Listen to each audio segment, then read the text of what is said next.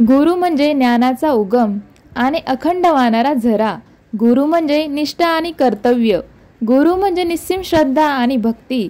गुरु म्हणजे विश्वास आणि वात्सल्य. गुरु म्हणजे आदर्श आणि प्रमाणतेचे मूर्तिमंत प्रतीक.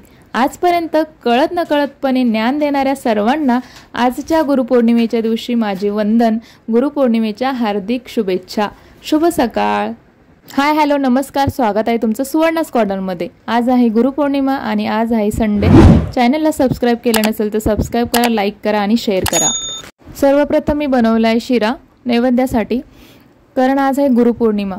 गुरुपौर्णिमा असल्यामुळे श्रींना मी श्रीफळ अर्पण केलेलं आहे, गुलाबाची फुलं अर्पण केली, दिवाबत्ती झालेली आहे, सर्व देवदेवतांची पूजा केलेली आहे. त्यानंतर मी वडापाव बनवायला घेतले. बटाटे उकडून घेतले, मिरची, लसूण पाकळ्या, कोथिंबीर आणि इथे घेतले कढीपत्ता. तर इकडे मी घेतलेलं आहे चण्याचं पीठ. मी घेतले 1.5 कप चण्याचं पीठ. अगोदर मी बॅटर बनवून घेते. पाव चमचा हळद टाकली, त्यानंतर मी टाकले लाल तिखट आणि चवीपुरतं मीठ. हे सगळं मिश्रण हळूहळू मिक्स करून घ्यायचं आहे. थोडं थोडं पाणी टाकून अशा प्रकारे कन्सिस्टन्सीमध्ये मी बनवून घेतले आहे. उकडलेले बटाटे आता आपल्याला स्मॅश करून घ्यायचे आहे. फोर्कच्या साहाय्याने मी सगळे बटाटे स्मॅश करून घेतले. त्यानंतर आपल्याला बनवायची याची भाजी. गॅसवर मी ठेवलेली आहे कढई. कढई थोडीशी गरम झाली की यामध्ये आपल्याला 2 पळी तेल घालायचं आहे. इथे मी 2 पळी तेल घातले. तेल थोडंसं गरम झालं की यामध्ये मोहरी टाकलेली आहे 1 चमचा.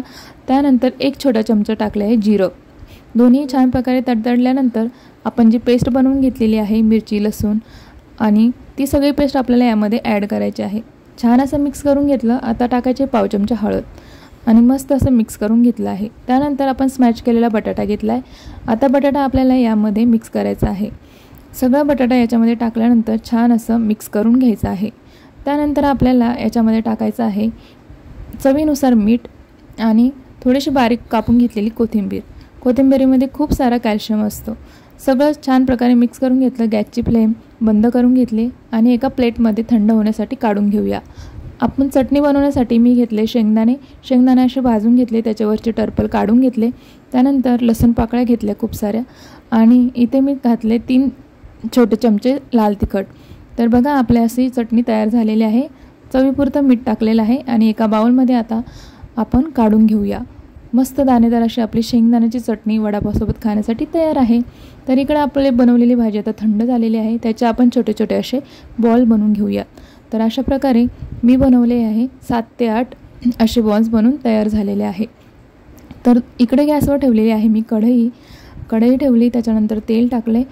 तेल छान गरम झाले आणि इथे मी घेतलं आहे मिरची, कारण मिरची खूप टेस्टी लागते. त्यामुळे वडापावची मज्जाच काहीतरी वेगळी असते, टेस्ट खूप वेगळी लागते. तर इथे मिरच्या तळून घेतलेल्या आहे आणि ह्या तळलेल्या मिरच्यावरती थोडंसं मीठ टाकायचं आहे वरून, म्हणजे खाण्यासाठी अजून टेस्टी लागतात. तर आपल्या बॅटरमध्ये हे जे बनवलेले बॉल्स आहेत ते डुबवून घेतले आणि फोर्कच्या साहाय्याने मी असे टाकते आहे, कारण हे टाकायलासुद्धा इझी जातं. तेल वगैरे हातावर उडत नाही, याची काळजी घ्यायची आहे. त्यानंतर उलटपालट करत अशा प्रकारे मी तळून घेतलेले आहे. बघू शकता आपले वडे किती छान तयार झालेले आहे. मुख्य म्हणजे मी याच्यामध्ये सोडासुद्धा घातलेला नाही, म्हणजे इनो पावडर मी याच्यामध्ये घातलेली नाही आहे, तरीसुद्धा खूपच छान आपले वडे झालेले आहे. इथे बघू शकता 7 ते 8 वडे आपले तयार झालेले आहे. इथे घेतले मी पाव आणि पावमध्ये टाकते आपण बनवलेली शेंगदाण्याची चटणी. तर याच्यामुळे खूपच छान अशी टेस्टी येणार आहे.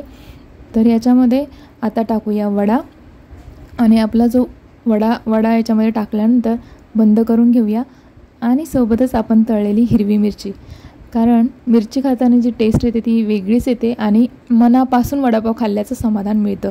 तर तुम्हीसुद्धा ही रेसिपी नक्कीच ट्राय करून बघा. आणि आमची आद्या बघा कशी वडापाव खाते, तिलाही खूप आवडला आहे. बघा कशी एक पोरगी वडापाव खातीये. अगं कसं झालं वडापाव सांग ना. अगाऊ वाव, छान आहे, छान आहे. आद्या ना पहिल्यांदा खाती वडापाव, है ना आद्या? वडापाव काय आहे तुला माहितच नव्हतं ना? वडापाव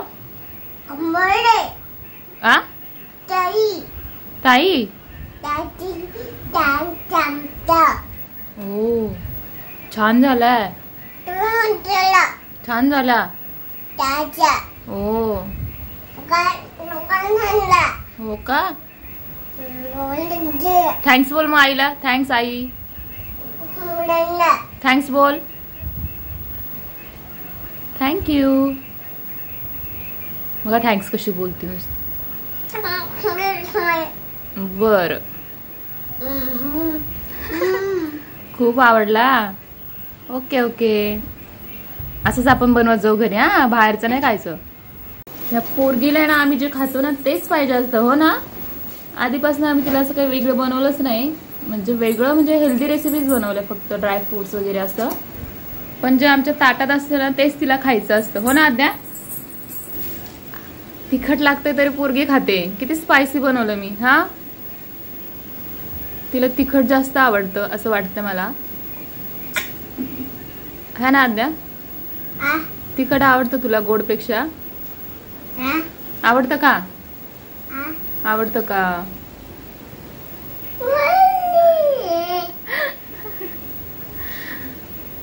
अशीच आहे ना नटखट.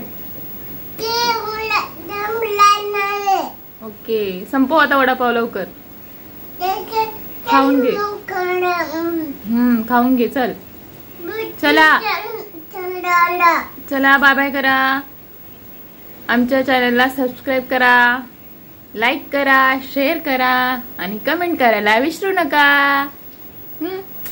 हा, किस्सी पण देते बघा. Bye bye. एव्हरी संडेला हे माझ्या स्किन केअर रुटीनमध्ये असतंच. हा फेस पॅक मी कसा तयार केला हे मी पुढे सांगितलेले आहे.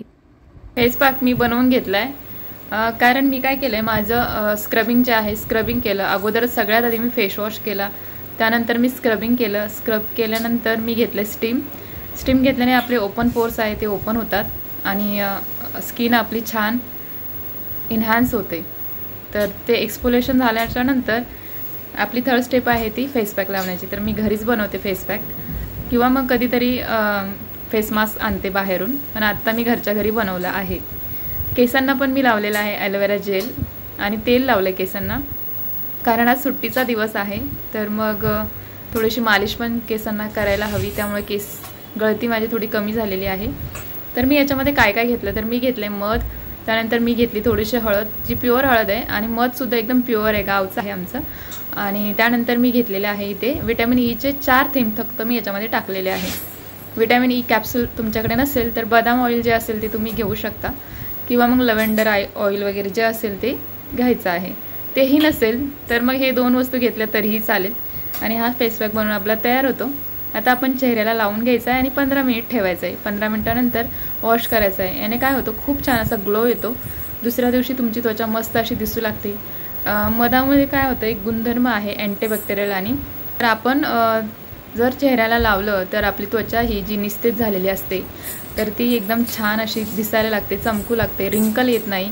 आणि कोरडी त्वचा ज्यांची आहे, जसं की माझा आता त्वचेचा प्रकार ड्राय आहे, तर माझ्या त्वचेला म्हणजे कोरड्या स्किनसाठी मध हे एक वरदानच आहे. तर चला लावून घेऊया आपण. आणि हळदीचं गुणधर्म तर तुम्हाला माहितीच आहे. तर आता मी चेहऱ्यावरती सगळीकडे अप्लाय करून घेते.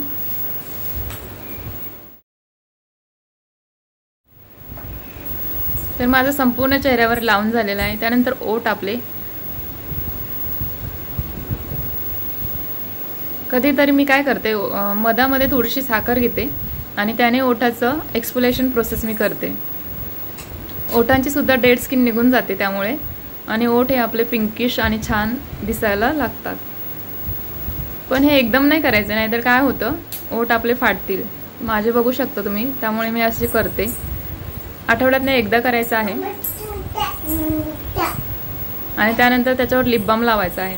आता हा फेस पॅक 15 मिनिटं ठेवायचा, त्यानंतर वॉश करायचं आणि कुठलंही मॉइश्चरायझर तुमच्याकडे असेल ते अप्लाय करायचं. बस एवढी छान सिंपल प्रोसेस आहे आणि त्याच्यामध्ये तुम्हाला एवढा छान ग्लो मिळतो चेहऱ्यावरती. अजून काय पाहिजे. चला तर मग स्टे ट्यून. ॲक्च्युली एक सांगायचं राहिलं, माझी मुलगी आहे ना, तिला मी सकाळी उठल्याबरोबर मध देते. मधाने काय होतं, मुलांची पाचनशक्ती जे मजबूत होते, भूक लागते चांगली. तुम्ही तर तिला बघतच आहात व्हिडिओमध्ये. तर तो व्हिडिओसुद्धा लवकरच येईल. नक्कीच मी अपलोड करेल, तर बघायला विसरू नका. चॅनलला लाईक करा, शेअर करा आणि सबस्क्राईब केलं नसेल अजूनपर्यंत तर सबस्क्राईब नक्की करा. वॉच केल्याबद्दल thank you so much. Bye bye.